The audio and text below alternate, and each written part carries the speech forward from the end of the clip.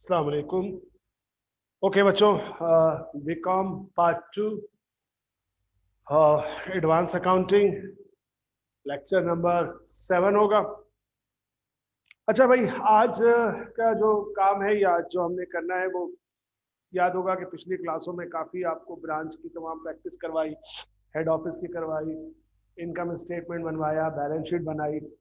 आज मैं करवा रहा हूँ, जो मेन मेरा टारगेट है वो है कंसोलिडेटेड इनकम स्टेटमेंट और कंसोलिडेटेड बैलेंस शीट बनवाना।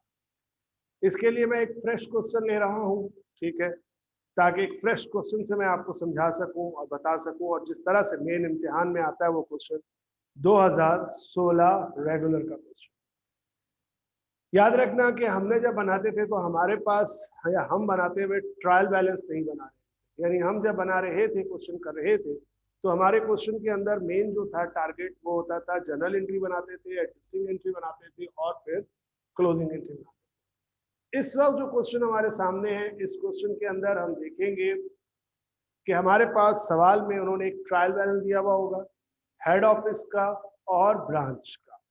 हेड ऑफिस और ब्रांच का जो हमें ट्रायल बैलेंस दिया होगा, लाजमी सी बात है वो जनरल एंट्री बना चुके होंगे, ठीक है, और उसके बाद टी अकाउंट बनाया होगा और फिर ट्रायल बैलेंस हमें दे दिया होगा। अब नीचे उसके एडजस्टमेंट डाटा मौजूद होता है, और लाजमी सी बात है कि उसके बाद वो आपसे रिक्वायरमेंट क्या क्या मांग सकते हैं। इस वक्त जो सवाल मेरे हाथ में उसमें तो उसमें उन्होंने मांगा ही है इनकम स्टेटमेंट, हेड ऑफिस की सॉरी कंसोलिडेटेड इनकम स्टेटमेंट और कंसोलिडेटेड बैलेंस शीट मांगी। लेकिन मेन 6 रिक्वायरमेंट इस क्वेश्चन की बन सकती हैं, और माजी में ऐसे क्वेश्चन आए हैं। खास के आपको मैंने जो शीट प्रोवाइड की उसमें 92 का क्वेश्चन देखिएगा, उस शीट में, और शीट अगर कभी कभी कुछ लगे तो नई शीट देख लीजिएगा। इसका भी सवाल में एक जगह रेट का फर्क था, तो मैंने ये शीट दोबारा अपडेट करके अपलोड की है, तो देख लीजिएगा दोबारा। अगर इस सवाल को मैं जब सॉल्व करूं और आपके पास जो शीट अगर डाउनलोडेड है उसमें कोई फर्क नजर आए तो नई शीट डाउनलोड कर लीजिएगा।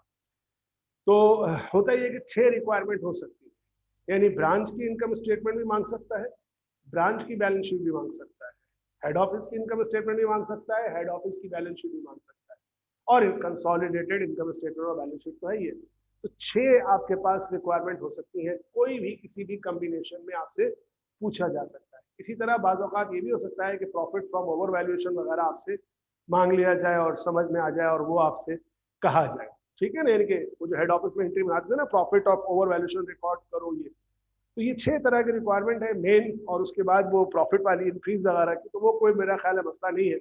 लेकिन जब मैं ट्रायल बैलेंस को अगर आपके साथ डिस्कस करूं तो थोड़ा सा मेरे साथ ट्रायल बैलेंस पढ़ लीजिए, ताकि आपको बुनियादी तौर पर ट्रायल बैलेंस पढ़ना आ जाए और समझ में आ जाए। तो देखिए, आपको सबसे पहले ट्रायल बैलेंस में कैश का अकाउंट है, अकाउंट रिसीवेबल है, मर्चेंडाइज इन्वेंट्री है। मर्चेंडाइज इन्वेंट्री नॉर्मली जब भी ये दी हुई होती है, लिखी भी नहीं है, लेकिन एक बात अंडरस्टूड होगी कि ये मर्चेंडाइज इन्वेंट्री बिगनिंग है, क्योंकि सवाल के आखिर में अगर आप जाएं तो आपको मर्चेंडाइज इन्वेंट्री एंडिंग नजर आ रही है। तो जब एंडिंग नजर आ रही है तो ये वाली मर्चेंडाइज इन्वेंट्री बिगनिंग होगी। इसी तरह परचेजेस है, ऑपरेटिंग एक्सपेंसेस है, अकाउंट पेएबल है, इक्विपमेंट है, एक्यूमुलेटेड डेप्रिसिएशन है, सेल्स है। अब उसके बाद 2 अकाउंट है, शिपमेंट टू ब्रांच और शिपमेंट फ्रॉम हेड ऑफिस। अब यहाँ ये समझ लीजिएगा कि ये जो 2 अकाउंट है, अगर एक शिपमेंट टू ब्रांच है, यानी इसको यूं समझिए कि आपके पास ये 2 कॉलम है, एक हेड ऑफिस का कॉलम है, डेबिट क्रेडिट, यानी कॉलम से बोला ट्रायल बैलेंस, और एक ब्रांच का है, एक डेबिट एक क्रेडिट। और जब यहां लिखता है shipment to branch, shipment to branch, तो आप देखिए कि हेड ऑफिस की बुक में है 80,000, बाकी किसी में कोई बैलेंस नहीं है। और जब वो लिखता है शिपमेंट फ्रॉम हेड ऑफिस, तो सिर्फ ब्रांच के डेबिट में 1 लाख है और किसी अकाउंट में कोई वैल्यू नहीं है। तो समझिए जाइए कि असल में बताने का मकसद यह, कहने का मकसद ये है कि आप ये दोनों अकाउंट अलग अलग नहीं है, क्योंकि शिपमेंट टू ब्रांच और शिपमेंट टू हेड ऑफिस असल में 2 अलग अलग बुक्स में है। ब्रांच में शिपमेंट ब्रांच के अंदर ये नहीं हो सकता, लेकिन ये हेड ऑफिस में नीचे वाला नहीं हो सकता। मगर ये 2 वैल्यूज जो है, ये समझिए कि ये वाली वैल्यू असल में उसी इन्वेंट्री की है जो कॉस्ट प्राइस पर है, और ये वाली जो वैल्यू है, ये वैल्यू किस प्राइस पर है, बिल्ड प्राइस पर है। तो जहन नशीन कर लीजिए यहाँ पर कि जब भी ये आ रहा है तो उसकी वजह ये है कि एक ही चीज को बता रहा है, लेकिन एक चीज हेड ऑफिस की बुक में है और एक चीज ब्रांच की बुक में है। और हमेशा हमेशा हमेशा जब इस तरह ट्रायल बैलेंस आए तो दो काम यहीं पर करके चाहिए। ठीक है, एक काम ये कि आप ये सोच लीजिए कि अगर 80,000 का शिपमेंट की कॉस्ट प्राइस है जो हेड ऑफिस भेज रहा है और ब्रांच को रिसीव हो रही है 1,00,000, तो इन दोनों के दरमियान ओवर वैल्यूएशन कितना है? तो यकीनन आप कहेंगे या जान जाएंगे कि ओवर वैल्यूएशन 20,000 है। सही नजर आ रहा है? मैं देखूं जरा, हाँ सही है, ठीक है। तो जब ये 80,000 है और ये 1,00,000 है, तो पहला काम तो ये करिए कि 20,000 का ओवर वैल्यूएशन समझ लीजिए कि मौजूद है। और ये ओवर वैल्यूएशन किसका ओवर वैल्यूएशन है? शिपमेंट का ओवर वैल्यूएशन। यहीं पर दूसरा काम आप एक कर लीजिए कि आप एक अदद ओवर वैल्यूएशन का रेट कैलकुलेट कर लीजिए। उसका फॉर्मूला मैंने लिखवाया था कि ओवर वैल्यूएशन की जो अमाउंट है शिपमेंट की, उसको डिवाइड कर दीजिए कॉस्ट प्राइस से, जो शिपमेंट की कॉस्ट प्राइस है। ये फॉर्मूला वहां पर भी लिखा हुआ है। तो इस वक्त अगर आप देखते हैं तो ओवर वैल्यूएशन की शिपमेंट है 20,000, जबकि उसकी कॉस्ट प्राइस है 80,000। इसको डिवाइड करके, चूंकि परसेंटेज में शो करना है, तो 100 से मल्टीप्लाई करके अगर आप दिखा दें तो वैल्यू निकालने की तरीका है 20,000 डिवाइडेड बाई 80,000, तो टोटल आपके पास आ जाएगा 25%। तो सबसे पहले एक बात याद रखिए कि 25% अबव कॉस्ट आपने रेट कैलकुलेट कर दिया।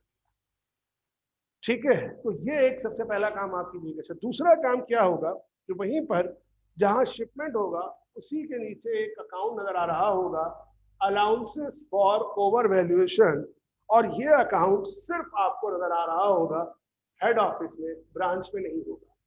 तो ये भी एक अंडरस्टूड बात होनी चाहिए। मेरा ख्याल यही है कि यार ओवर वैल्यूएशन जो है ये वो अकाउंट है, ओवर वैल्यूएशन, जो हेड ऑफिस अपनी बुक में रिकॉर्ड करता है और अपने बुक्स में शो करता है, ब्रांच को तो उसकी खबर ही नहीं होती। लेकिन यहाँ पर ये वो अकाउंट के बारे में मैं बता दूं कि ये असल में होता क्या है। आपको याद होगा कि जब भी मैं आपसे एक कैलकुलेशन करवाता था और वो कैलकुलेशन होती थी प्रॉफिट फ्रॉम ओवर वैल्यूएशन की, प्रॉफिट ऑफ ओवर वैल्यूएशन या प्रॉफिट फ्रॉम ओवर वैल्यूएशन की, तो आपको याद है मैं आपको करवाता था प्लस बिगनिंग इन्वेंट्री का, प्लस शिपमेंट का, बिगनिंग इन्वेंट्री का ओवरवैल्यूएशन, शिपमेंट का ओवरवैल्यूएशन, और फिर मैं यहाँ लिखता था टोटल या क्या अनएडजस्टेड ओवर वैल्यूएशन। ठीक है, यही लिखता था ना। और तो ये बेसिकली ये जो 30,000 है, ये कौन सा बैलेंस है? क्या ये बिगनिंग का है, क्या ये परचेज शिपमेंट का है, या ये टोटल है? तो जहन में रखिए कि ये हमेशा वो बैलेंस है जो टोटल ओवर वैल्यूएशन होता था। यानी इस वाले बैलेंस में बिगनिंग का ओवर वैल्यूएशन भी नजर आ रहा है, सही, ठीक है, 30,000, हाँ, बिगनिंग का भी और शिपमेंट का ओवर वैल्यूएशन सब मिलाकर है। तो एक दफा एक सवाल अभी किसी बच्चे ने मुझसे पूछा था कि एक क्वेश्चन आया हुआ था, उसने मुझे पीछे भेजा था, पिक्चर भेजी थी, जिसमें यही डाटा इसी तरह था, और उसमें पूछा गया कि बताइए हेड और बिगनिंग इन्वेंट्री का ओवर वैल्यूएशन क्या है।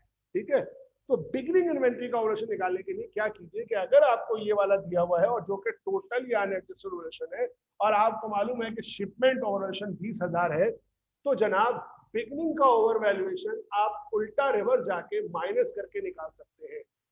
ठीक है, शिपमेंट 20,000 कहां से था, ये आपने यहां से मालूम किया कि बिगनिंग का ओवर वैल्यूएशन जो होना चाहिए वो होना चाहिए कितना, 10,000। तो जहन में यहां पर आगे जाने से पहले ये अच्छी तरह बैठा लीजिए, ये बात अच्छी तरह रख लीजिए ये दो पॉइंट के जब भी करेंगे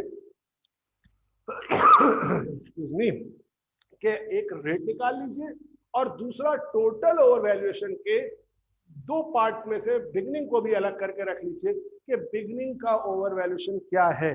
क्योंकि अक्सर इस सवाल में हमें बिगनिंग इन्वेंट्री का ओवर वैल्यूएशन निकालने के लिए रेट अप्लाई करने की जरूरत नहीं होगी, हमेशा इस तरह से निकाला जा सकता है। और वो तरीका है कि जो आपको ट्रायल में देगा ये टोटल है, अनएडजस्टेड है, इसमें से शिपमेंट वाली ओवर वैल्यूएशन माइनस कर दीजिए और बिगनिंग इन्वेंट्री की ओवर वैल्यूएशन हाजिर कर लीजिए। अब इससे पहले कि आप आगे बढ़े, आप ये दोनों चीजें अपने पास, क्योंकि मैं अब अगला जब सवाल सॉल्व करने बढ़ूंगा तो बोर्ड से साफ कर लूंगा, तो ये दो चीजें हमेशा अपने पास लिख कर रख लीजिए कि बिगनिंग का ओवर वैल्यूएशन है 10,000, ठीक है, और रेट जो है वो है 25%, क्योंकि मैं अब यहाँ से बोर्ड साफ करके सवाल को शुरू करूंगा। अच्छा, एक और बात जहन में और अच्छी तरह बैठा लीजिएगा, वो बात यही कि जब भी ओवर वैल्यूएशन की बात हो रही है तो भाई ओवर वैल्यूएशन हेड ऑफिस की इन्वेंट्री में ओवर वैल्यूएशन नहीं है। ओवर वैल्यूएशन जो है वो सिर्फ किसमें है, ब्रांच की इन्वेंट्री में ओवर वैल्यूएशन है। और हमारा तमाम का रोल जो है ओवर वैल्यूएशन का, वो जो कैलकुलेशन का है वो ब्रांच के लिए होगा।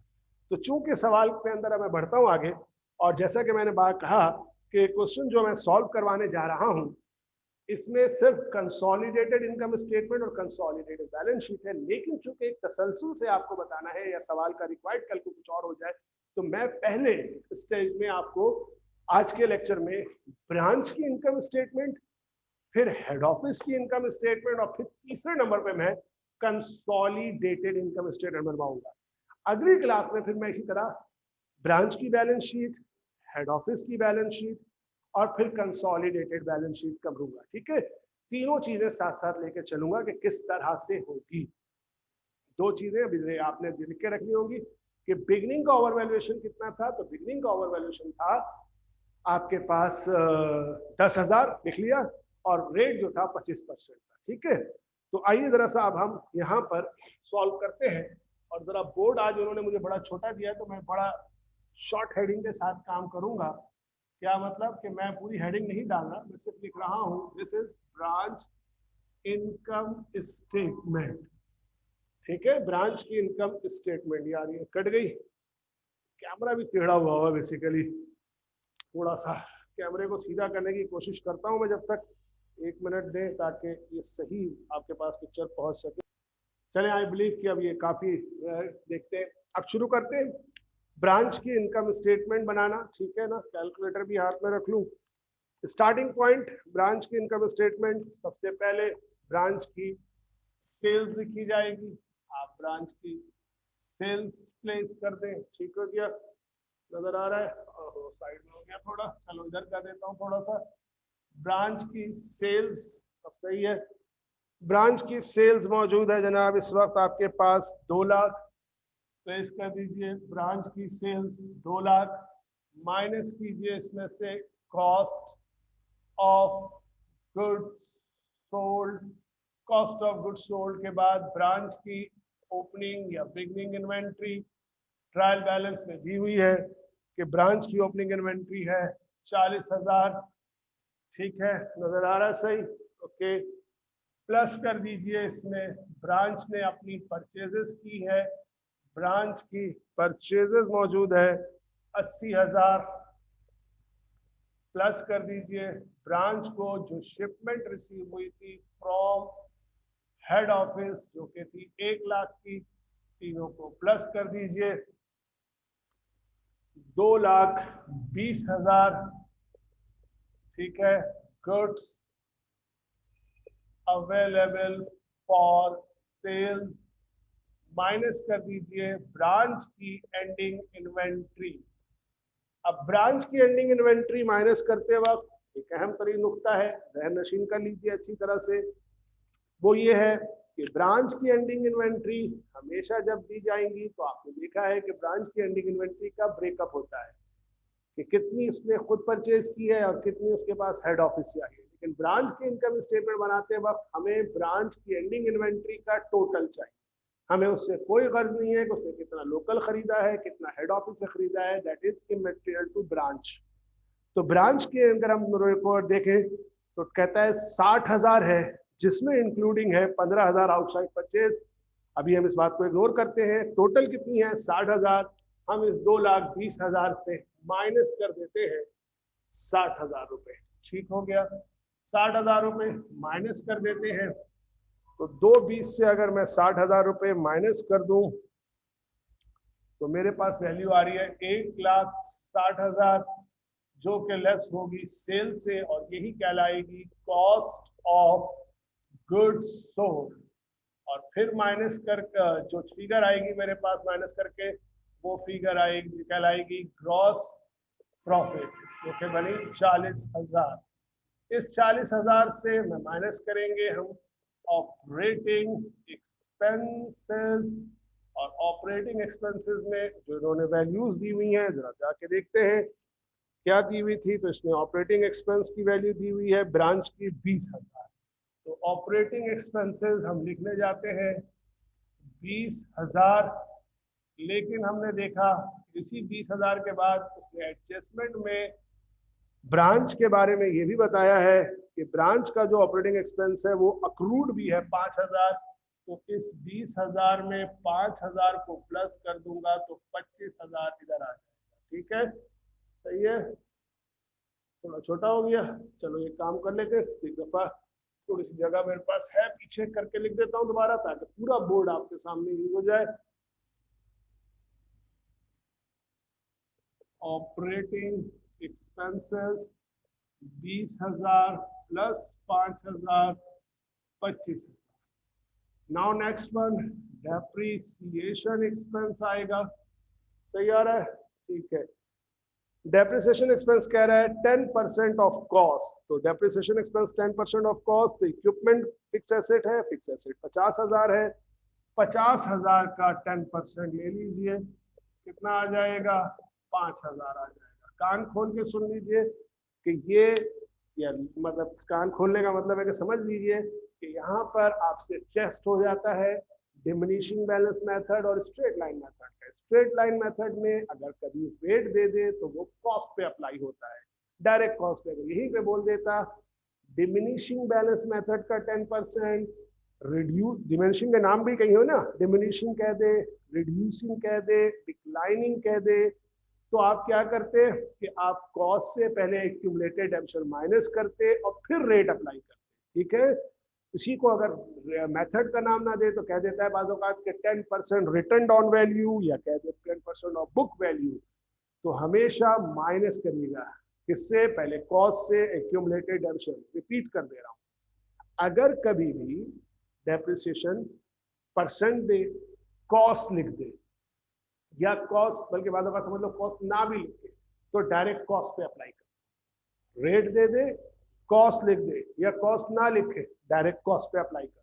किसकी कॉस्ट पे, जो भी फिक्स एसेट है, जैसा कि इस वक्त इक्विपमेंट फिक्स एसेट था जिसकी वैल्यू 50,000 थी, उस पे अप्लाई करके 5,000 निकाला। लेकिन अगर डिमिनिशिंग बैलेंस मेथड कह दे, जिसका दूसरा नाम रिड्यूसिंग बैलेंस मेथड है, यानी 10% दे लेकिन आगे क्या लिख दे, 10% diminishing balance method, reducing balance method, declining balance method, return down value, या बुक वैल्यू पे, यानी परसेंटेज के बाद ये 5 चीजें बोले। नहीं समझा, रिवाइंड करके सुन लेना। 5 चीजें बोले तो क्या करना, जैसे अब सवाल में इक्विपमेंट 50,000 है और उसका एक्यूमुलेटेड डेप्रिसिएशन पुराना वाला 5,000 है, तो पहले 50 से 5 को माइनस करना, फिर रेट अप्लाई करना। अब आगे बात समझ में नहीं आए पूछ लेना मजीद। तो अब यहां तक आ गए, इन दोनों को टोटल करते हैं।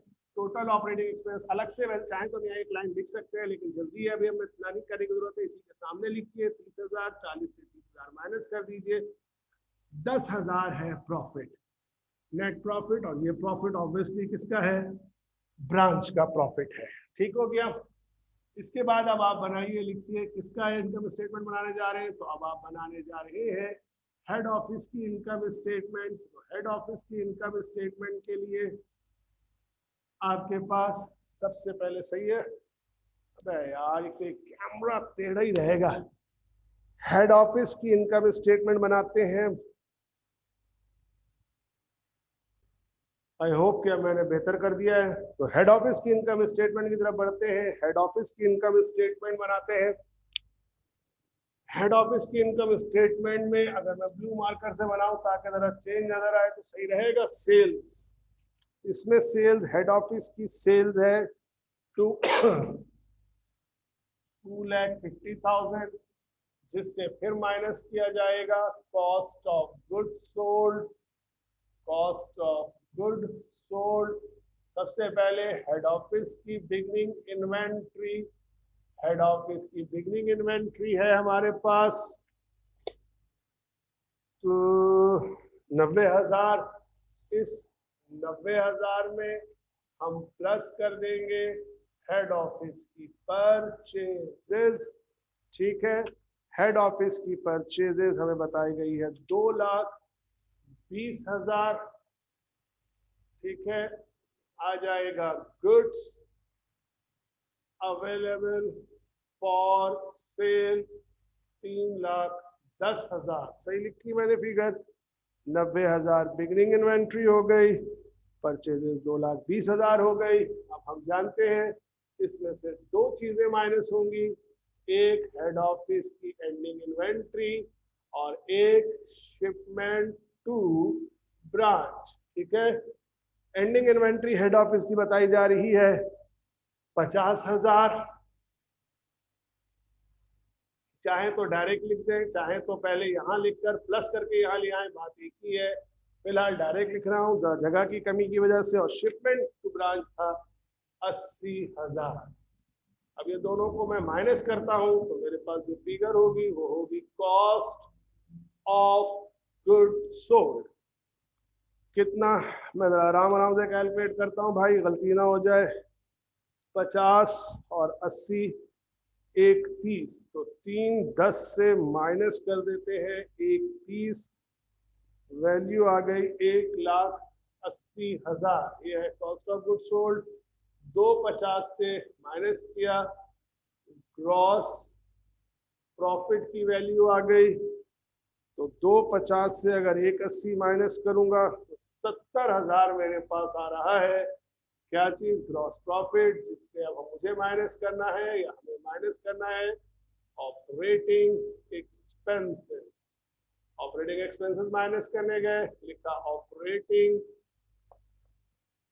थोड़ा पीछे से लिखूं जगह मिल जाए, ऑपरेटिंग एक्सपेंसेस। देखें जरा हेड ऑफिस का ऑपरेटिंग एक्सपेंसेस, नजर तो सही आ रहा है ना यार? ठीक है जी, हेड ऑफिस का ऑपरेटिंग एक्सपेंसेस है 30,000। ठीक हो गया। और उसके बाद आप एडजस्टमेंट आइटम में जाइए तो आपको नजर आएगा कि हेड ऑफिस के एक्सपेंसेस में 4,000 का प्रीपेड है, तो 26,000 का एक्सपेंसेस आ जाएगा। इसी तरह हेड ऑफिस का डेप्रिसिएशन एक्सपेंस निकालना पड़ेगा, वो भी 10% ही रहेगा क्योंकि फिक्स एसेट का कहा है। तो हेड ऑफिस की बुक में जो इक्विपमेंट की वैल्यू लिखी हुई थी वो 1 लाख लिखी हुई थी। 1 लाख का 10% बनता है 10,000। 10,000 और ये मिला के बन गया 36,000। 70,000 से 36,000 को माइनस कर दीजिए, 70 माइनस 36, 34,000 का हमारे पास, 34,000 का हमारे पास क्या आता है? इसको यहाँ ये लिखता है profit from head office operation. ठीक है, अब इसी के साथ वो शो कर देगा किसका profit? Profit from branch operation. Head office अपने इनकम स्टेटमेंट में लाजमी ब्रांच का शो करता है, और यही एक रीजन होती है क्योंकि वो ब्रांच के थ्रू भी तो कमा रहा है। तो हेड ऑफिस बताता है कि उसने अपना इतना कमाया और उसने जो ब्रांच बना के रखी है उससे इतना कमाया। कितना? 10,000। लेकिन चूंकि ब्रांच को उसने इन्वेंट्री एक्स्ट्रा में भेजी हुई है तो वो हेड ऑफिस उसमें मजीद प्रॉफिट ऐड कर देगा, प्रॉफिट फ्रॉम ओवर वैल्यूएशन। लेकिन ओवर वैल्यूएशन का प्रॉफिट आपको कैलकुलेट करके दिखाना पड़ेगा कि आखिर प्रॉफिट फ्रॉम ओवर वैल्यूएशन कहाँ से और कितना आया।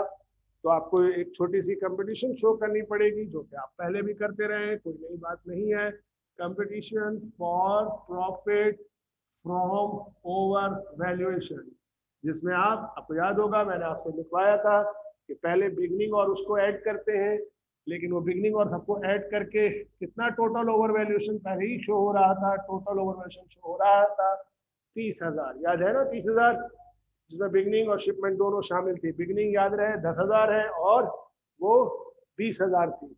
अब इसमें से माइनस कर दीजिए एंडिंग इन्वेंट्री का ओवर वैल्यूएशन। अब जब यहाँ पहुंचेंगे तो हमें मालूम होना चाहिए कि ब्रांच की एंडिंग इन्वेंट्री में हेड ऑफिस से कितनी थी। तो याद रहे कि आपको लिख के दिया था कि ब्रांच की एंडिंग इन्वेंट्री 60,000 है, जिसमें 15,000 आउटसाइड परचेजेस है। तो 60,000 से अगर 15,000 को माइनस कर दिया जाए तो 45,000 की वैल्यू आती है। और 45,000 45,000 ओवर वैल्यूएशन पर है। रेट भी आपको पिछले वीडियो में पिछले उसमें दिखाया था सीन में। तो 45,000 जो इन्वेंट्री है, इस 45,000 के ऊपर 25 डिवाइडेड बाई 125 लगा दीजिए। तो आपके पास आ जाएगा कितना, 9,000। तो 9,000 इसमें से अगर आप माइनस करेंगे तो ओवर वैल्यूएशन का प्रॉफिट आ जाएगा 21,000। ठीक है, ये है ओवर वैल्यूएशन का प्रॉफिट। तो यहाँ पर 34,000 हेड ऑफिस ने खुद कमाया, 10,000 उसको ब्रांच ने कमा कर दिया और 21,000 उसने ब्रांच से छुप के कमाया। अब यहाँ कुछ लोगों को ये ख्वाहिश थी, जिसको मैंने पहले भी कहा था, अगर याद हो, कि ब्रांच से हमदर्दी हो जाती है हमारी कि जी ब्रांच से हेड ऑफिस छुप के क्यों कमाता है। तो भाई याद रखो, हेड ऑफिस और ब्रांच कोई ऐसे रिश्ते में वाबस्ता नहीं है कि हेड ऑफिस अगर उससे छुप के कोई काम कर रहा है तो ये गुनाह है या कोई जुर्म है। ये बड़ी सादा सी बात है कि हेड ऑफिस ब्रांच की नॉलेज में लाए बगैर इसलिए कमाना चाहता है, उसकी साइंटिफिक या उसकी मैनेजरल रीजन ये है कि हेड ऑफिस का मकसद है ऑनर को ज्यादा से ज्यादा कमा के देना। उसको इससे कोई गर्ज नहीं है कि ब्रांच को बताया जाए कि उसने इतना कमाया है नहीं। पहले ही बता चुका हूँ, ब्रांच किसी भी जो है मुज़ाफाती इलाके में होती है और हेड ऑफिस हमेशा उस मुज़ाफाती इलाके में उन चीज़ों को भेजता है जो वहाँ अवेलेबल नहीं हो पाती। तो लाजमी सी बात है, जब उस जगह पे अवेलेबल नहीं है और वहाँ पर हेड ऑफिस के जरिए पहुंच रही है तो हेड ऑफिस उसके ऊपर एडिशनल चार्ज प्रॉफिट करना चाहता है, उसमें ज्यादा कमाना चाहता है। इस पर कोई हमारा कोई कदर नहीं है। सवाल यही है, एक और सवाल था इस वक्त बना था कि अगर हेड ऑफिस ये सब ना करे तो हमारे अकाउंटिंग आसान हो जाएगी। तो जहन में रखो, अकाउंटिंग बिजनेस को फैसिलिटेट करने के लिए नहीं बनी कि अकाउंटिंग जो है बिजनेस अकाउंटिंग को फैसिलिटेट करने के लिए नहीं किया जाता है कि अकाउंटिंग पहले से है, बिजनेस को ऐसा करो कि अकाउंटिंग आसान हो जाए। नहीं, अकाउंटिंग का काम है बिजनेस को फैसिलिटेट करना। यानी अकाउंटिंग ने ऐसे मेजर्स को ड्रॉ करना है कि जिस तरह का भी बिजनेस डिसीजन लिया जा रहा है, क्योंकि बिजनेस का डिसीजन है प्रॉफिट कमाना ज्यादा से ज्यादा, दैट्स ऑल। और उसके लिए कोई हरबा कोई तरीक़ेकार भी इख्तियार किया जा सकता है। अकाउंटिंग का काम है उस हरबे को, उस तरीक़ेकार को किताबों में इस तरह से नोट डाउन करे कि वो चीज़ रिफ्लेक्ट हो सके जिस तरीके से वो प्रॉफिट कमाया गया है। तो किसी भी किस्म की चीज़ इसलिए नहीं सोचिए कि अकाउंटिंग जो है वो आसान हो जाती। आसान होना हमारा मकसद नहीं है, हमारा मकसद है बिजनेस को फैसिलिटेट करना, कि बिजनेस जो टैक्टिस इख्तियार करता है, जो स्ट्रेटेजी बनाता है, उस चीज को बुक्स में रिफ्लेक्ट किया जा सके। तो इसलिए ये तमाम चीजें हमें उसी तरह पढ़नी है जिस तरह मौजूद है। तो अब हम देखते हैं कि यहाँ पे तीनों चीजें मौजूद थी, 34, 10 और 21।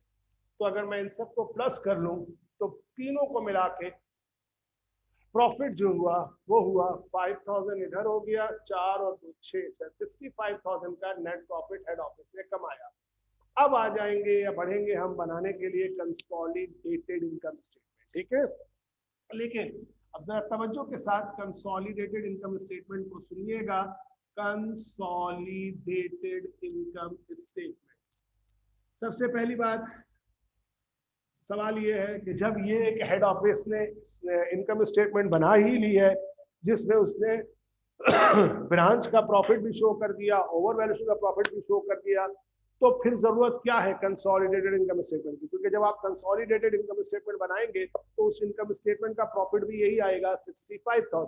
तो शहर में सवाल आएगा कि यार अगर आ ही चुका है 65,000 का प्रॉफिट तो हम 65,000 को दिखा के क्या कारनामा अंजाम देंगे, क्यों हम करने जा रहे हैं कंसोलिडेटेड। तो चीज यहाँ पे शो हो रही है, फिर क्या जरूरत है। तो इसका जवाब ये है कि देखो, बेसिकली प्रॉफिट सिर्फ प्रॉफिट की फिगर शो नहीं होनी चाहिए, बल्कि होनी ये चाहिए कि ये बिजनेस कितना बड़ा सेल्स कर पा रहा है, कितनी परचेजेस कर रहा है। तो अगर एक बिजनेस की ब्रांच है तो सेल्स उसके पास तो अभी से वही शो हो रही है जो उसने खुद की है।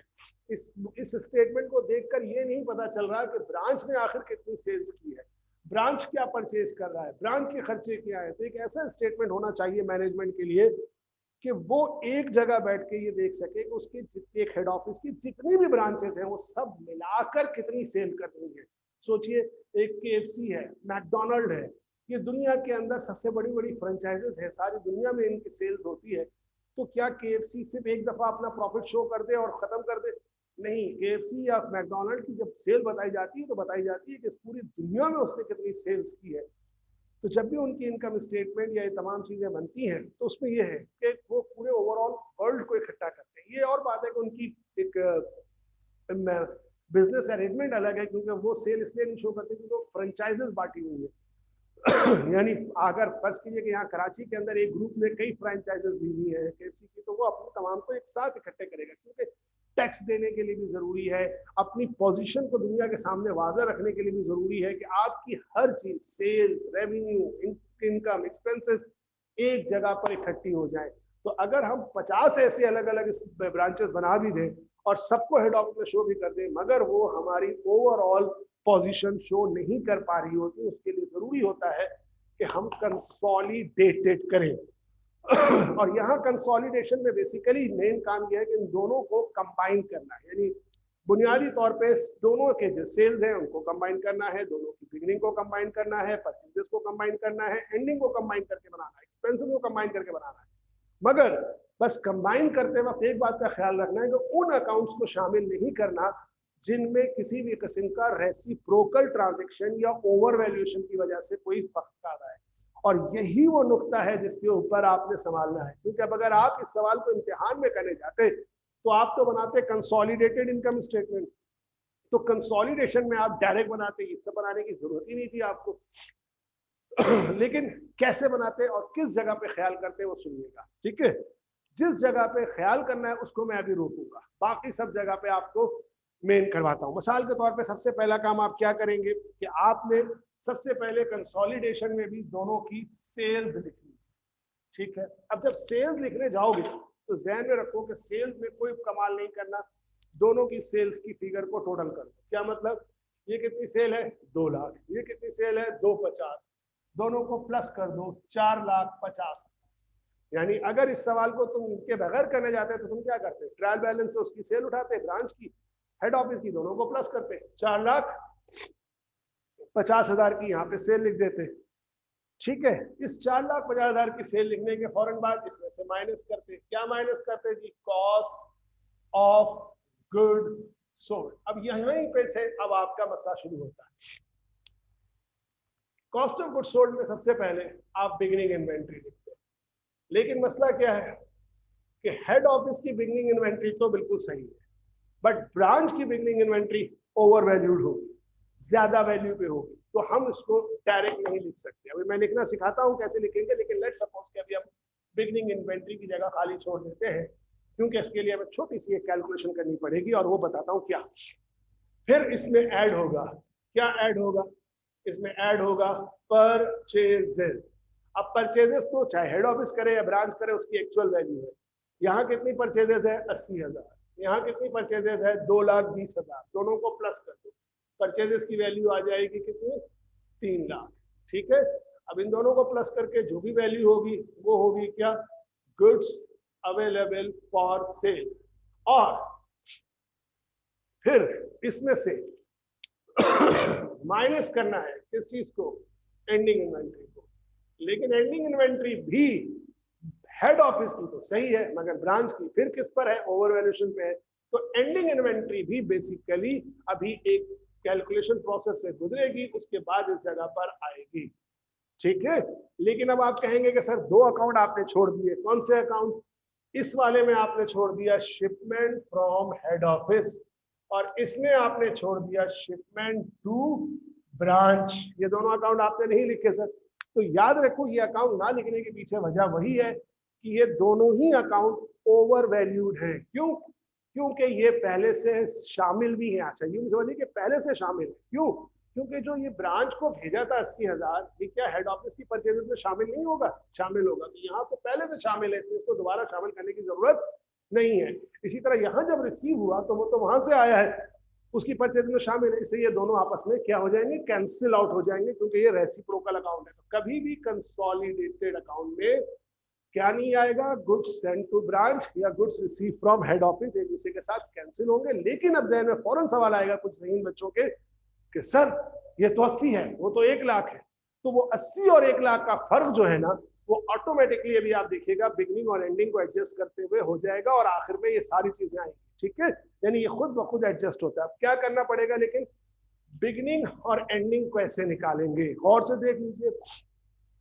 जब भी कभी आपको ये काम, ये स्टेप्स ध्यान में रख लीजिए, कोई मुश्किल नहीं होगी। क्या कीजिए, आपको निकालनी है कंसोलिडेटेड क्या, बिगनिंग इन्वेंट्री, और कौन सी इन्वेंट्री, एंडिंग इन्वेंट्री, जिसके लिए बुनियादी तौर पे आपको प्लस करना है।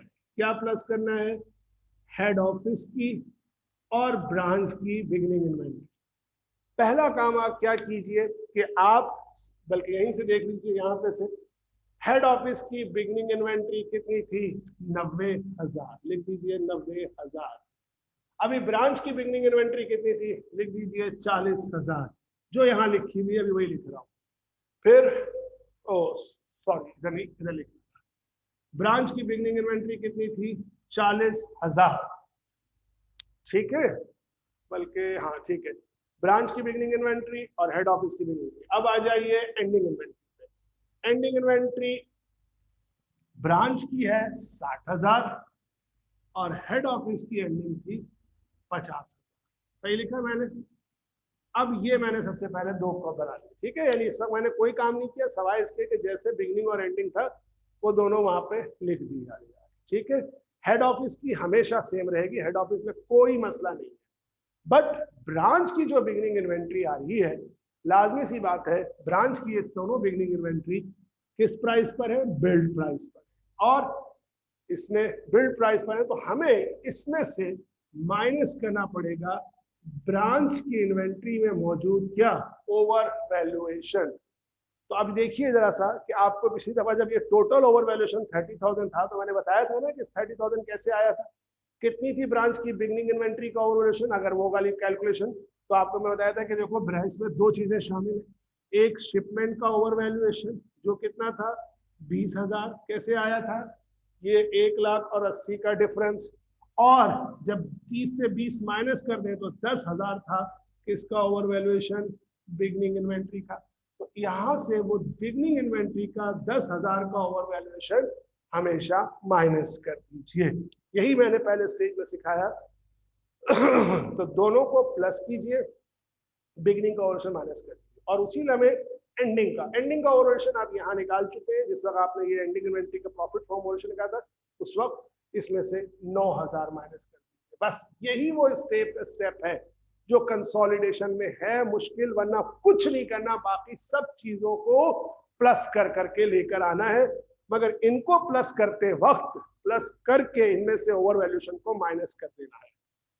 और ये अब आप टोटल कर लीजिए, तो अब आप देख लीजिए कितना बनता है, 90 और 40 हो गया 130, 130 से ये माइनस कर दूं तो 120 हो जा रहा है मेरा ख्याल है, और 50 और 60 हो जा रहा है कितना जनाब, बंद हो गया, 50,000 प्लस 60,000, 110 हो रहा है, 110 से माइनस कर दूं 9,000, तो 1,01,000 हो रहा है, ठीक है। तो ये बस स्टेप याद रखिएगा कि क्या करना है। अब यहां मैं लिख सकता हूं कितना, बिगनिंग इन्वेंट्री 1,20,000, ये आ गई 4,20,000, इसमें से माइनस कर दूं 1,01,000। देखिए किस तरह से, अब ये बॉक्स बनाने की जरूरत नहीं है, ठीक है, ये सिर्फ मैंने उस वक्त बनाया था बोलते हुए, वरना अगर आप ये बॉक्स चाहें तो खत्म कर दें, बॉक्स की कोई जरूरत नहीं है, सच फॉर शोइंग था कि उस वक्त आपको एक फॉर्मेट के तहत नहीं चलूँ, बस और कोई वजह नहीं।